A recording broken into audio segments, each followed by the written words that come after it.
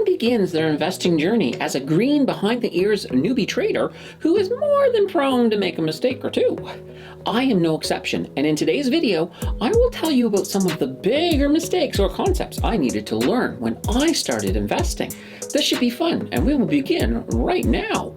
We may all be beginners when we start to invest, but like life, we all start with a different knowledge level. Some people study and learn a bunch before they buy their first stock. Others are just so excited to begin, they throw themselves in right away. In my case, I watched a lot of YouTube to give me an idea of the stocks I should be looking at. A YouTuber named Brandon Beavis really seemed to be a big fan of Fortis, and honestly, he sold me enough on that stock that Fortis became the first stock I bought. I bought one share of Fortis, and I was beaming as I was finally a shareholder. Rite of passage, hey? The next stocks I bought were Capital Power Corp, Canadian Utilities, and Timber Creek Financial. CNR, Canadian National Railway, was soon also added, and it currently is my biggest position. These stocks sound pretty good, but what about my first mistake? Before my greenhorn mistake is laid bare, I want you guys to hit the comments and tell me what was your first stock. I will be looking forward to reading those. Also, if you are new to the channel, or one of those folks who watches all the time but hasn't yet subscribed, yes, I am talking to you, Sarah, please click on the subscribe button. It's free and it helps me bring this content to you. My first big mistake was that I had not really considered the tax implications of a TFSA versus a non-registered personal account. I happily was building my portfolio in my wealthsimple personal account. I knew the TFSA had something to do with tax sheltering, but I had not yet deep dived into what exactly it did and the advantages it possessed. Let me tell you, about a month into the journey, I filled in that knowledge gap, and I was like, holy banana bread, what have I done? Luckily, my portfolio at that point was not huge, so selling it off and rebuying my assets in my TFSA was an option for me. I sold everything when they were in the green, and then was able to buy most of them back in my TFSA on red days, so that I made a wee bit of profits in the process. While I was waiting for the first sales to settle, I did buy another share in Fortis in my TFSA, just so it could keep the title of my first. Spoiler alert, I did break that trend with my RRSP, as Scotiabank holds the title of my first stock in my RRSP. The second big mistake was with dividends. I love dividends, as the whole idea of massive passive income really appeals to me.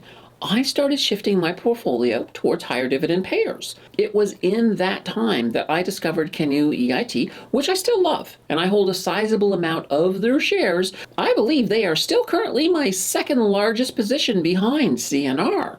Dividend lovers right now will be like, okay, how was that a mistake?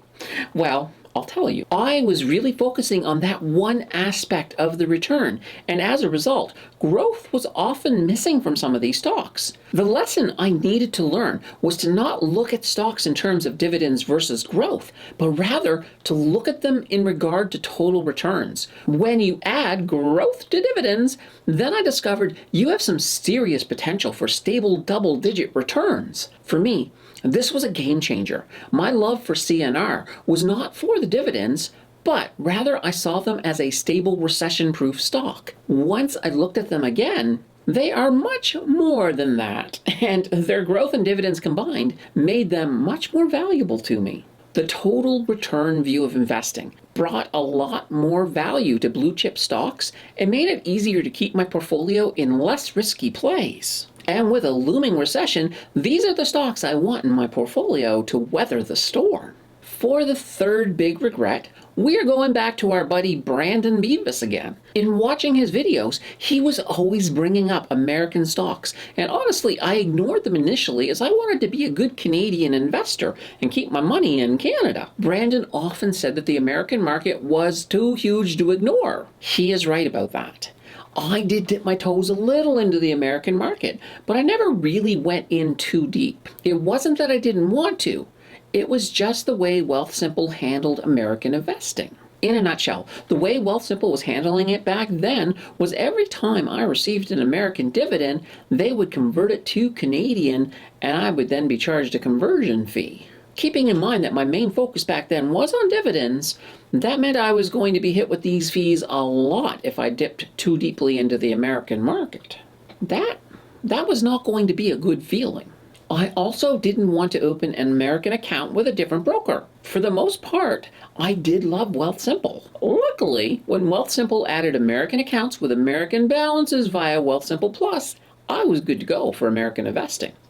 There are still a few issues in regard to American dividends that can be solved by putting them in my RRSP and avoiding withholding tax. My overall strategy with American stocks is that my heavier on the growth side stocks, I'll put them into my TFSA, while any that have significant dividends go into my RRSP. Those are some pretty good regrets. Let's go on to my next regret, and this one's a little bit more specific to me. It actually involves, well, yes, it involves this channel.